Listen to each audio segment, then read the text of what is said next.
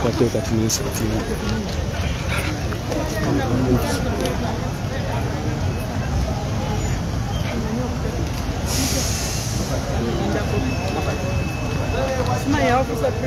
Oh, why? Na fusa munna mawulire. Haliwo mwana. Yo, tukula ekitebe ekipya. Kunga Uganda kunga Makerere kunga everywhere diaspora kunga.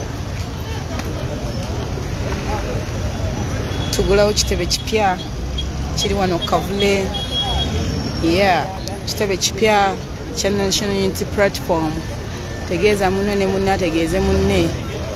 President waffe omulungi waali, buli muntu waali.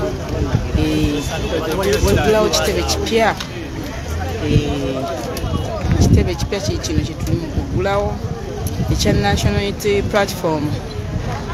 Mukubirize bannammwe mubagambe nti bannaaye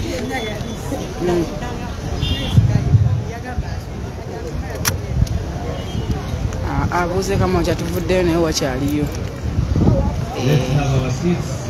Kyaliyo kino ekitebe kipya.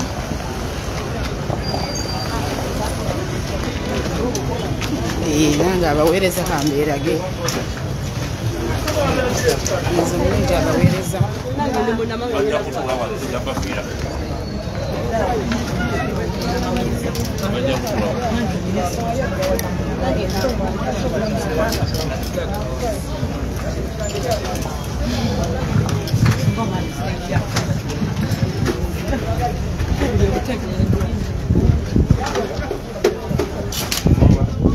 Kati bannamawulire bannange baveeyo ne bannange balale. Ekitebe ekipya kiri wano Kavule.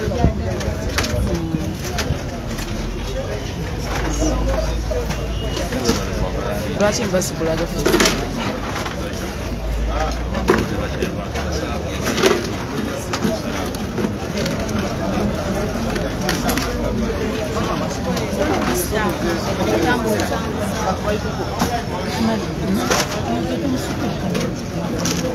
mbatunuzeemu waliwo kale mubeeko kye mwogera mubadde mulwana okwogera ate ono tuguddewo ekitebe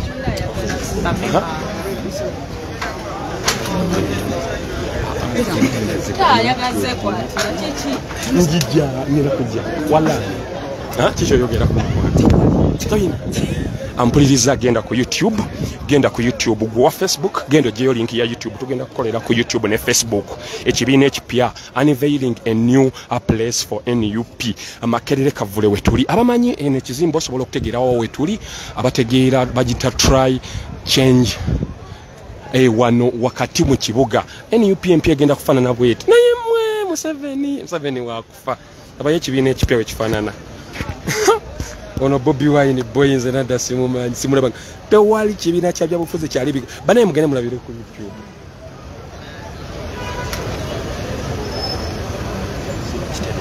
Ya ekitebe ekipya ekya NUP simanyi atugenda biwulira mu kikadde kuba abanene bonna abakulu b'ekibiina bonna mwebali bagenda kubeera batubuulire oba kiri ekikyali kikadde oba kino kyekipya oba kino kyokka oba byombi bibiri naye nga yene embeera mwabali ku YouTube mbeebaza ate mwabali ku Facebook genda olabire ku YouTube because ekifaananyi nayo kiri kiriya YouTube tukozeseza iPhone okukola live ngenda bajjako aba Facebook simu bubimbaagala nnyo naye tulabire naye tugenda kozesa essaawa nnyingi naye mugenda mulabire ku YouTube.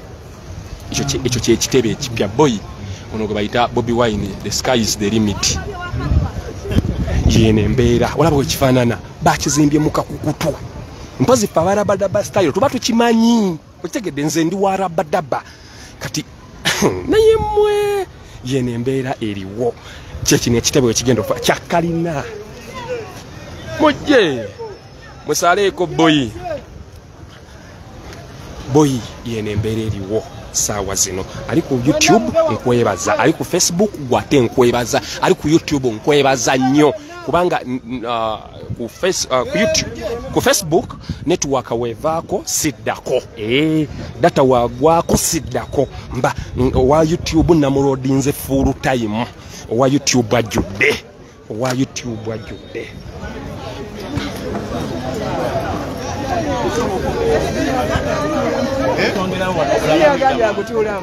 So what we can do,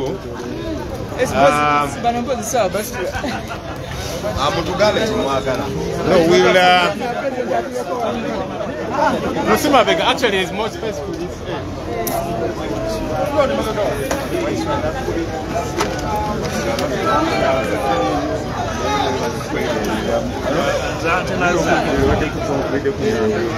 ababaka bonna weebali abameeya b'eggombolola tulina meeya w'e Makindi oyo mumumanyi ali agikasirye nganda mu Lyannyama waali okubeera ng'ate ekibiina ekitebe ekipya y'omu ku bagenda okuki oyo ali kasirye. Waliwo omubaka w'Entenjeru South nayo waali omubaka wa Kawempe South nayo waali bameeya bali abantu bangi weebali wano yeno gye bayita National Unity Platform. Chairman Nyanzo wa National Mobilization Kabuye Franka nayo waali, meeya Serunjoji Mwadanku Nyingi, bonna ababaka ab'enjawulo weebali. People's Power oyo gwe bayita Honorable Mwadanku Nyingi. Honorable nkwaba olina essanyu. National Unity Platform. Mwabalidde empanga. Era sigala kya Dodo. Mu Buganda wano sigala kya vision tugenda kikuuma bulungi. Mu Buganda wano sigala kya Dodo. His Excellency yoyo omwagala w'abangi omulabye. Anange His Excellency. Tuli ali ku YouTube, bananga ali ku Facebook. Link ya YouTube sinabagira bagenda olete. Genda olete linki ali wano, leta linki tugipininge. YouTube gye tuli live njagala y'abantu bangi bambi. Tuliyambala engulezi masa olutalo tuliyambala engule tulivimba mu Uganda. People power, our power. People power. Everywhere. NUP. Nyabonga tetunatula Musiramu jangu. Kyenkusaba genda ku YouTube linki yawo gyempininze, linki yeyo gyempininze. YouTube tuli abantu 5 tuweza abantu 5. Kyensaba tugende ku YouTube linki ye yawo. Obo yagala sigale nga nkuweereza.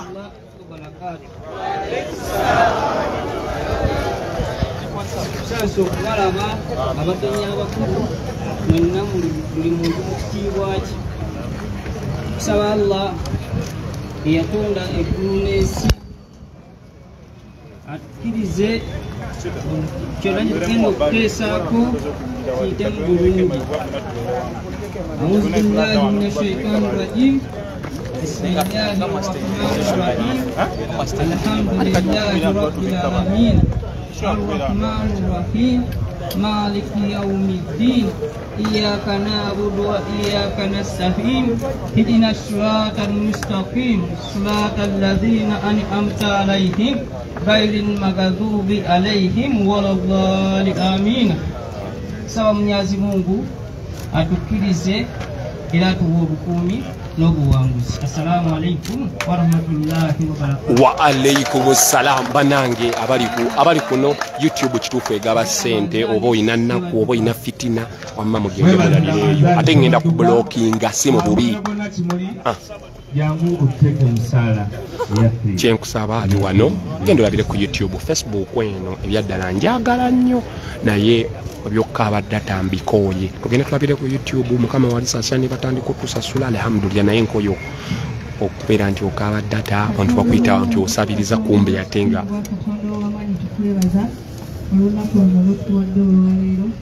tukwebaza olwa pulezidenti waffe n'ekibiina kyaffe kino eggwanga lyaffe lino. Tuzze wano mu maaso go okukulaga ekifo kino nga bwe tuzze wano ayi Katonda ekisatu tugusaba otuwa amagezi okumanya n'okutegeera era bye tugenda okwogerako bibeere emmere eri emyoyo gyaffe. byonna tubisabye nga tuyita mu mwana wa Yesu Kristo Mukama waffe. Amiina. Mwebale nnyo, mwebalire ddala. Ladies and gentlemen, we are here today for a very special cause, and I am now going to ask all of us to stand up for the national anthem. The national anthem, Honorable Katafu Jangulu Council of the national anthem.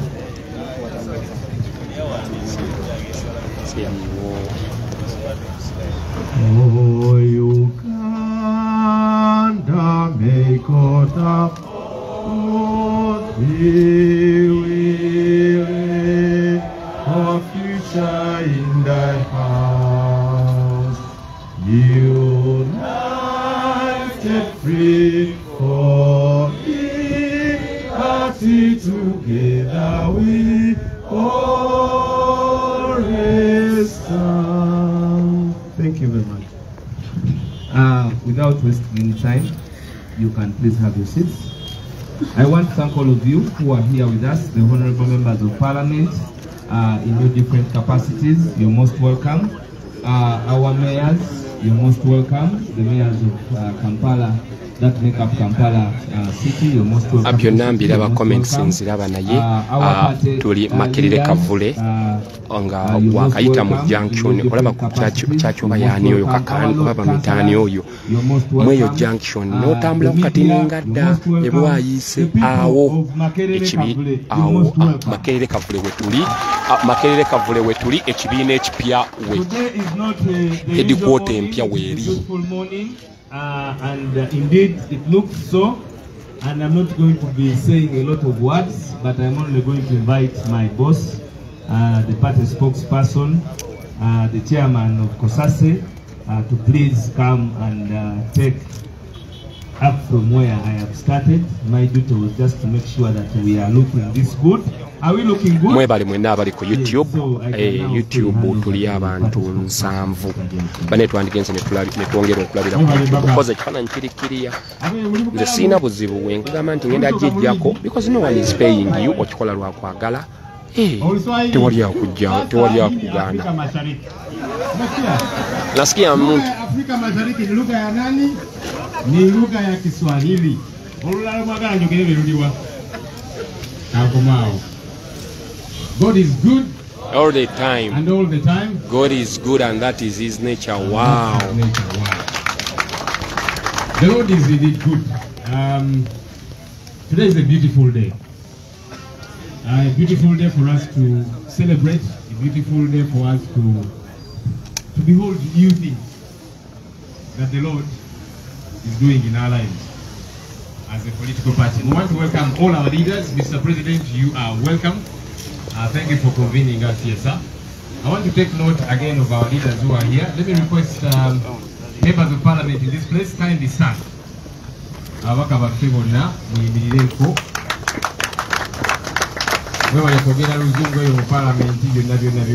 Please sit.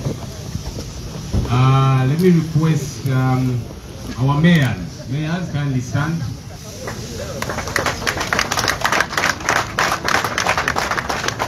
Thank you, our mayors. Let me request our LC5 councillors who are here. Please stand. Led by their speaker, Zahara America. Okay. Let me request our LC3 councillors. Please stand. LC3 councillors in this place. By the way, we have an ongoing retreat for these leaders, so a number of them have not been able to make it. So we are grateful for those that have been able to make it. Who have I not taken note? Where is the LC1 chairman of this place? We invited him to join us. The LC1 chairperson. He's just entering. Okay, we will take note of him once he arrives. No one more siraba comment ye nandibadde mu blockinga wabanga yeye because tetulina kye tubanja. Mukimye chairman waffe.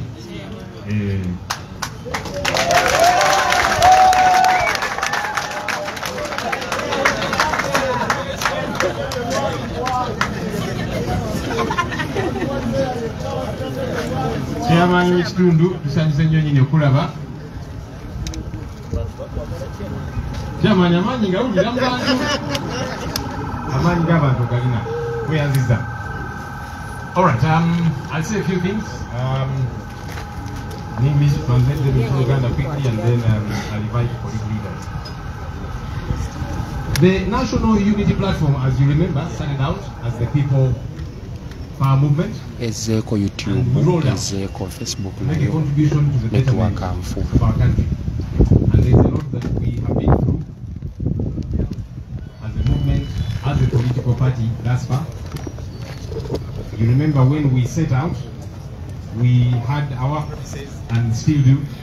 We launched out in Kamocha, which is the ghetto. We thought, let's have our home in the ghetto. And we have been there and continue to be there. All this while, the people of Kamocha have been very welcoming to us. The time has come, and let me request that this microphone is fixed once and for all. So that there are no skips, especially when we eventually invite our president. Local president in our Vyokeda, so let's fix that very quickly.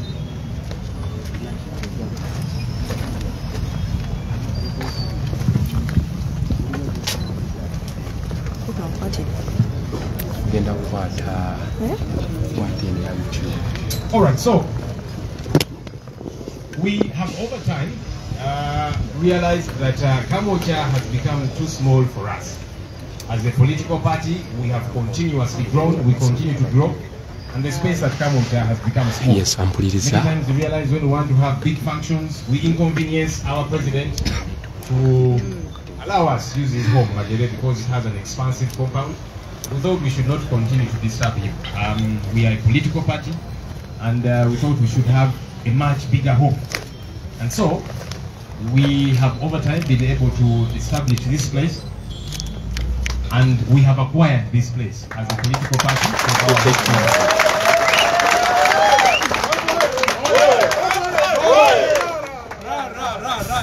So the headquarters of the National Unity Platform is going to be established here. Kusaba genda ku YouTube eri very clear mpadde omuntu nanyambako genda ku YouTube.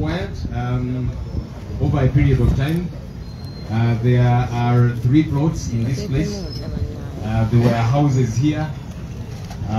We have been able to get it to this place to be ready for us to launch.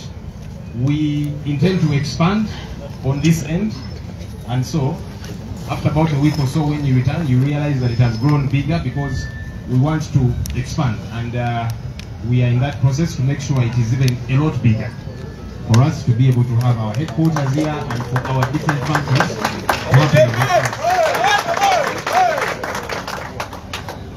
This here is more than half an acre. More than half an acre, which we believe will be able to allow us to do whatever we want to do. But like we're saying, even that is not adequate. So we want to expand and make it a little bit bigger. How did we acquire this place as far as funds are concerned? As a political party, we mobilize resources in different ways. We want to salute our leaders who are in this place, who on a monthly basis subscribe, they make a contribution to the party. We appreciate you, our leaders at different levels, members of parliament, and our local government leaders. Thank you for subscribing and making a contribution to the party on a monthly basis, because this is our party. We are the ones who are supposed to grow this party. We are supposed to make sure this party thrives, and so our leaders contribute. Of course, as a political party that has representation in parliament, iyo link ya YouTube bambi mugende mulabire eyo mbasaba busabi sikaka.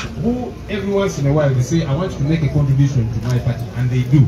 And so we are able to mobilize all those resources to do the different works. YouTube name KI Mukulembeze official. For our political party. KI Mukulembeze official. Kamocha remains.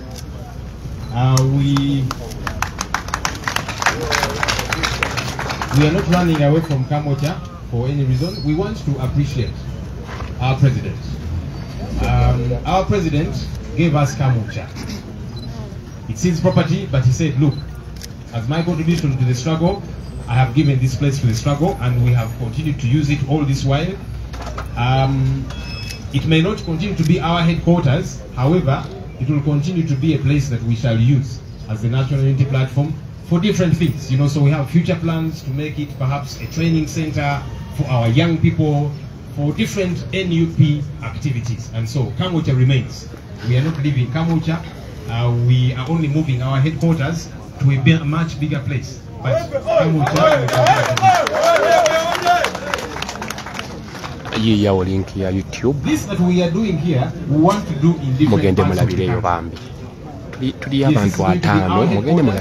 But as a political party, we want to acquire premises. We are renting offices in different parts of the country, in the north, in the east, in the west, in the central. But we have future plans to acquire property, however small or big, whatever the case might be. But that we get to have our addresses in these different places. So this is the start. We have started with our headquarters, but we want to do the same in different parts of the country.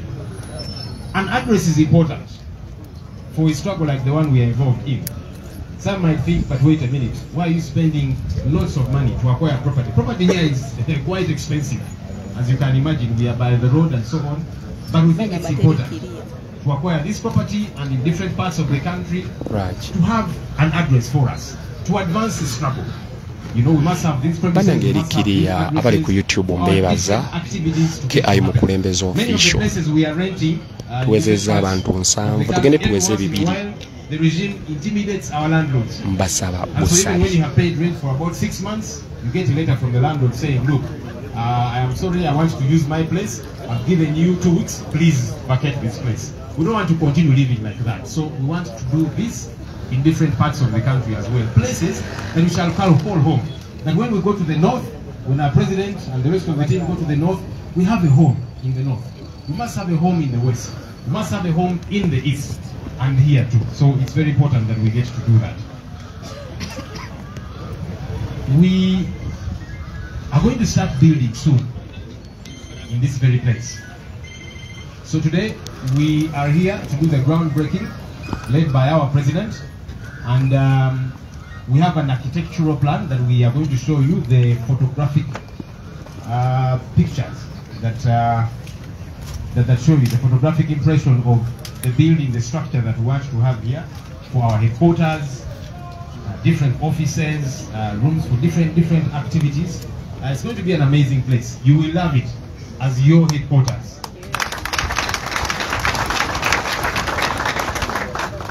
And so soon we are going to start building. Today we shall break the ground, and then the plans to build will begin in earnest.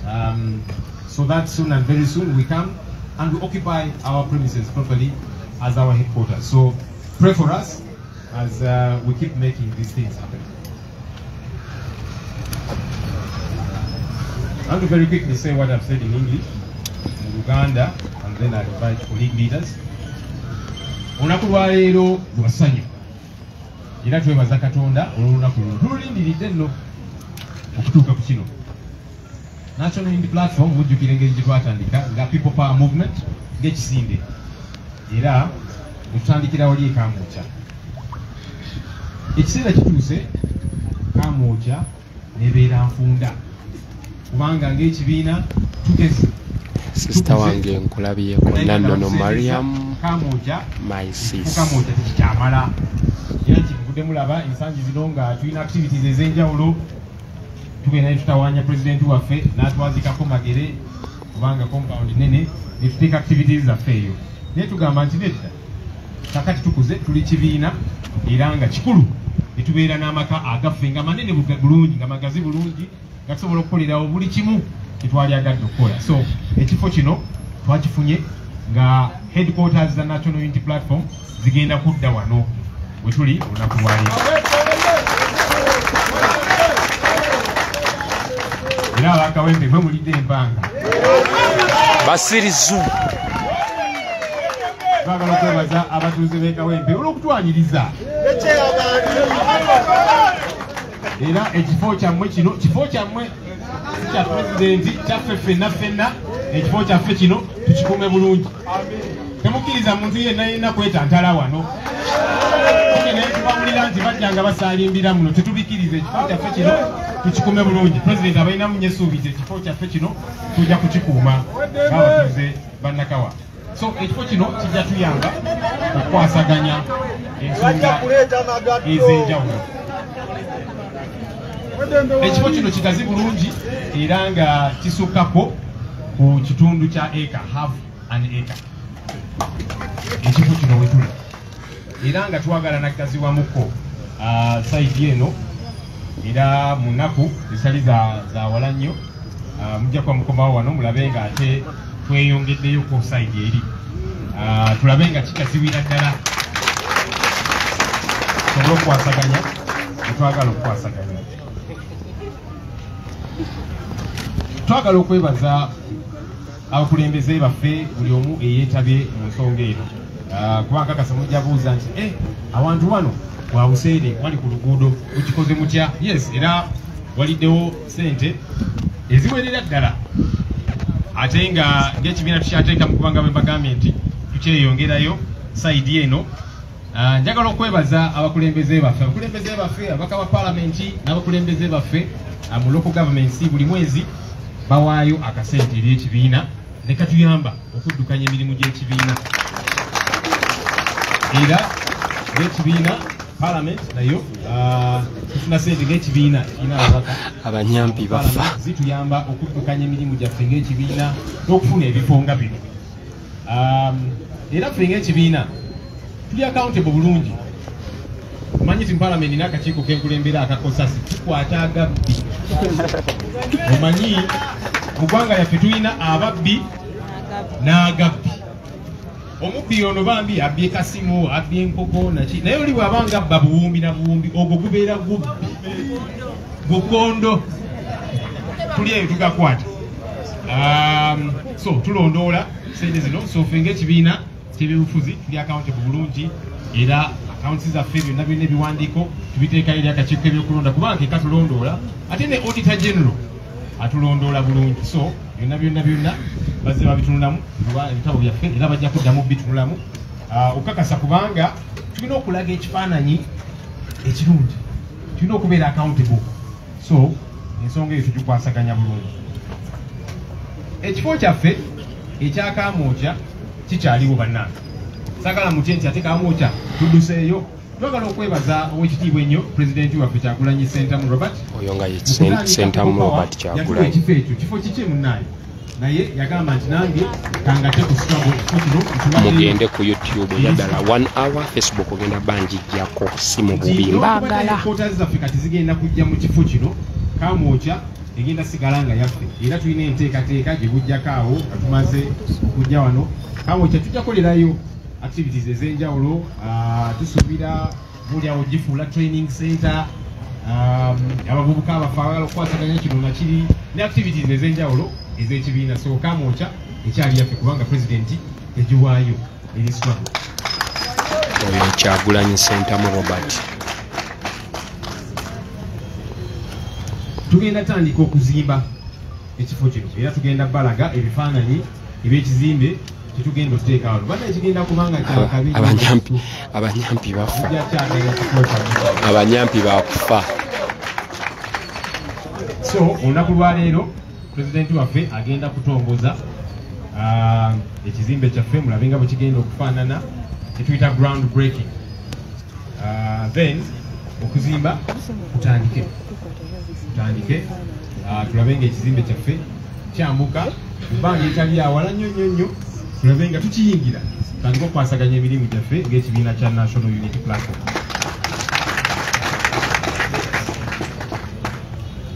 Kyetukoze wano kitwagala okukola mu bitundu by'eggwanga eby'enjawulo kubanga mu bitundu by'eggwanga eby'enjawulo tusasula renti eyo mu mambuka, mu north, mu east, mu west naki, naye oluusi tubeera tufuna ebizibu. Gavumenti eno bagenda ne batiisatiisa balandiroodi baffe. Mubeeza muti aba NUP ne mbawa ekifo, landiroodi n'akuwandiikira ebbaluwa n'agamba bannaaye kakati ekifo kyange kino nina pulaani njagala kikozesa, mbawadde wiiki 2 mumpe ekifo kyange, naye nga munnaye bamutiisizza katwagala ebyo bikome twagala tubeere n'ebifo nga byaffe so kino kyetukoze wano kyetwagala okukola mu Northern Uganda mu Eastern Uganda mu Western ne bitundu bya Centre tubeere nga tulina ebifo nga byaffe oba kitono oba kinene naye nga kyaffe nga maka gaffe kati awo abanyambi bafa tukulembeddwa pulezidenti waffe bwe tunagenda nti kakati tugenze mu Northern Uganda nga tulinayo amaka gaffe abanyambi bafa mu Western nga tulinayo amaka gaffe so kitwagala okukola bitundu by'eggwanga ebyenjawulo ekintu kino kikulu okubanga tulina amaka wano ne mu bitundu by'eggwanga ebyenjawulo kubanga tuli kibiina era nga tuzze tukula era nga tukyalina bingi by'okukwasaganya munnange omwana bw'akula afuna awawe afuna amaka gage so abalowooza nti bino byakwejalabya nakisi byakwejalabya si byakwonoona ssente naye sitwago ng'eno gye tulimu tuba twetaaga okubeera n'amaka agaffe wetukolera activities ezaffe nga tebajja tukyankalanya ono Land Road nti ate kakati muveewo mukole biki nedda nga tulina ebifo ebyaffe so kino kyetukoze wano tugenda kikola mu bitundu by'eggwanga ebyenjawulo tweyongerere ddala okugaziwa kubanga tulina bannaffe bitundu by'eggwanga ebyenjawulo gaga nti bannange ofiisi yaffe nga NUP wano mu Eastern wano muki eriwa ng'oluusi teriyo oba weeri nga ne Land Road atiisatiisa nti kakati wano nze ndaba offices nesaagala babeerewo nnyo bantu bangi kakati tuli kibiina kya byabufuzi era ng'abantu batukkiririzaamu kakati gwe bwona ogamba nti mbawadde ekifo kyange kino mukikozese musasule renti naye temuteekawo bantu bangi tetwagala bukwakkuliza obwo kati bwe tuba tufunye ebifo ebyaffe oba oli awo kiba tekyetaagisa nti ate genda mu ziwoteeri naki nga tugenda mu bifo byaffe ebyo ebyenjawulo nga tuteekayo activities zaffe ez'enjawulo so bwe kityo bwe tugenda okutambula omukulu Nubianli sayinza okulaba abantu abasooka bawubiremu Nubianli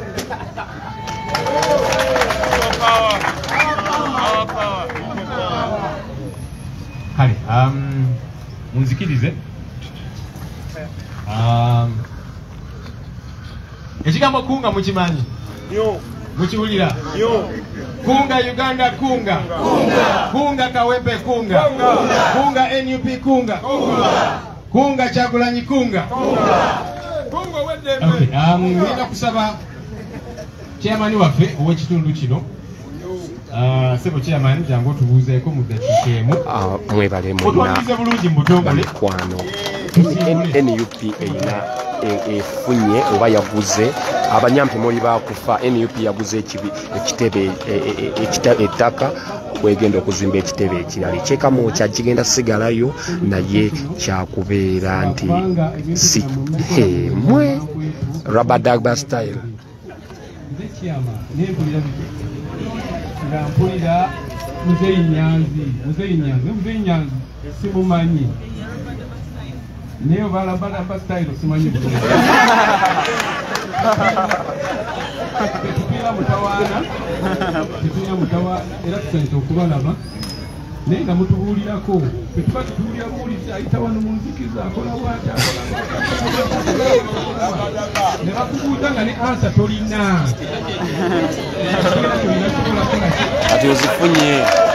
kati ozifunye tubagaliza muyise bulungi kyaffe kubanga tumaze tuli bantu balungi bulungi tujja mu ofiisi yaffe Nyanzi tetubamanyi ebintu bikolera eyo waggulu tetukola ki tetubalaba era newano olaba essimu ngifunye ku makya saawa 2 abadaba ulinadamulagoti wange oliwa nemugantewa gamba nkubira essimu bankubira akasimu nemwe bali kujja tusanyusa okubalaba amanyanze Kavuma Steven oyo amanya ye Kavuma Steven nze Kavuma Ibrahim ebintu byaffe bya rabadaba NUP abavubuka bina ekigambo ekiyitibwa Rubber Dog Style oyo kiwulideko ekigambo ekyo bino ebyobufuzi bye tulimu byetaagamu eyo Rubber Dog Style kyovudde olaba tubadde tunakiralaasa nnyo sebo wekitiibwa chairman kubanga abatutambulirako bangi naye kaakati buli omu ategedde nti yeffe aba wano so ekimu kijja kubeera naye tubadde nga tetujja kujja ate pulezidenti waffe ajje abwalambula nga buli omu amulaba nga biki nga tijja kusoboka buli obusajja nga buyinza otukyankalanya naye kaakati tusimbudde tukoze tutya tusimbudde kunga Uganda kunga People power. Our power. NUP. President agenda beera ayogera sagala balimba Facebook ngenda jijja kuba mikwano mbagala nnyo. Kunga link yiyawo eya YouTube oba ogende ku KI Mukulembeze official. Mr. President, Deputy President and Deputy President Western Region, honorable members of Parliament, Speaker, mayors, division mayors, and councillors and other leaders. We are very happy to be here today for the groundbreaking ceremony of the establishment of the headquarters of the National Unity Platform.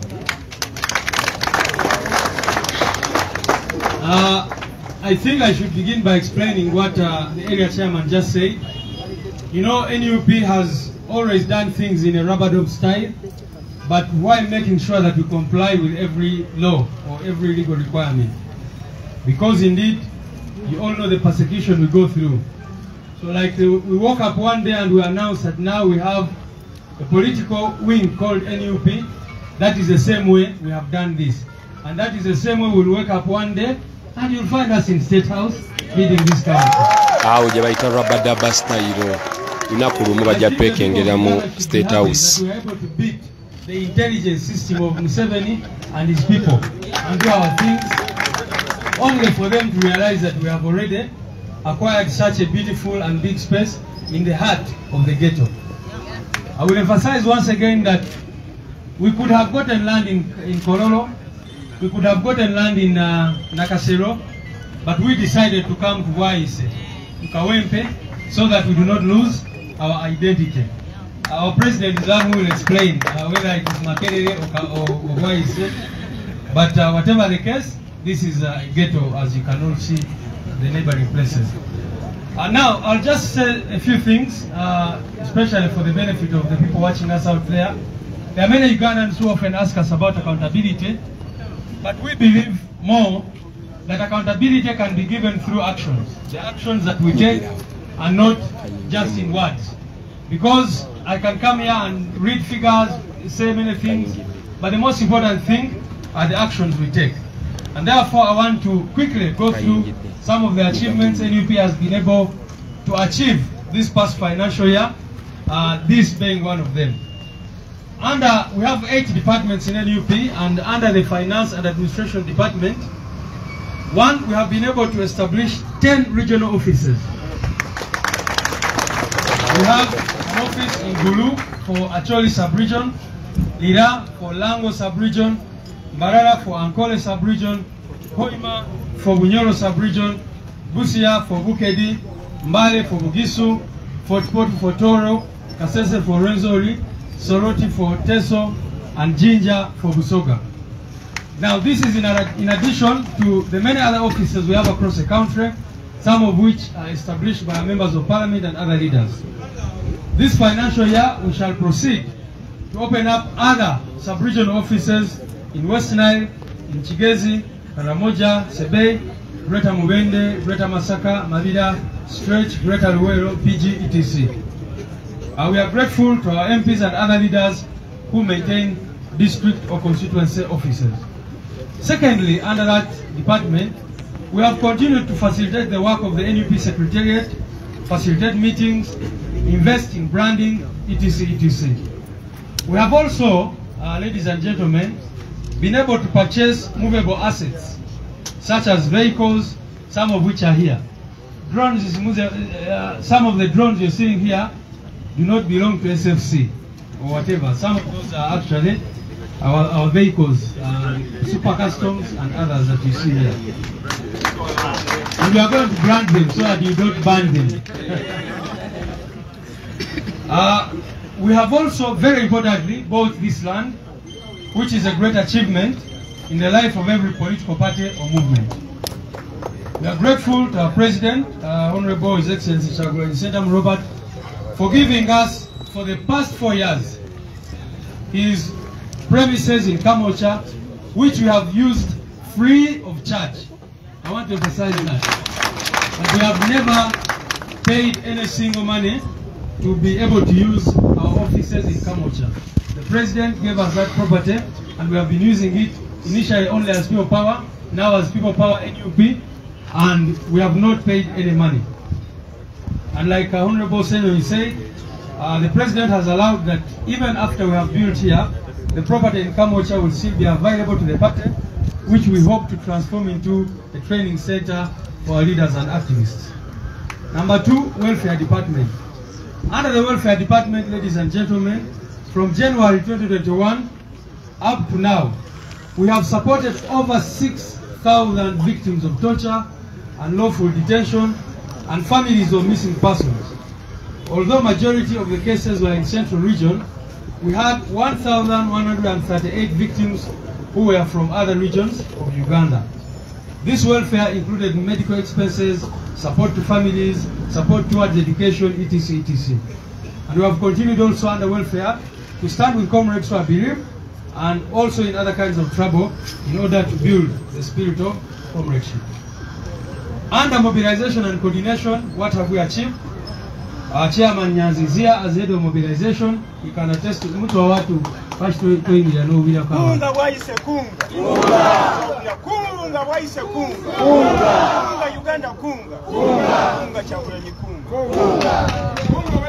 Under that department, we have established district mobilization committees in all districts of Uganda.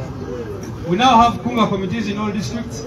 In other districts, we have even moved to the constituency, sub-county, and parish level. In this coming year, we hope to do even more to establish party structures right from the village level. That was delayed by our efforts of the constitutional review, which have neared completion. The sub-departments under mobilization have been actively involved in rallying the population to rise up and take on the historical role of redeeming our country. The institutions wing, for example, has ensured that we win over 70% of all guild elections in the country. That's a big achievement. The women wing, youth wing, PWDs, arts and entertainment, and the informal sector have all undertaken different activities to keep the people power message alive. We have also continued to do trainings for our people at different levels. I want to quickly run through the other departments. Communication and media under our deputy, under our spokesperson and his deputy, continue to do an excellent work, which speaks for itself. They have countered the state propaganda and have ensured that our mission and vision is well understood by the people. Under policy and research, NUP has continued to publish alternative policy proposals extracted from our manifesto.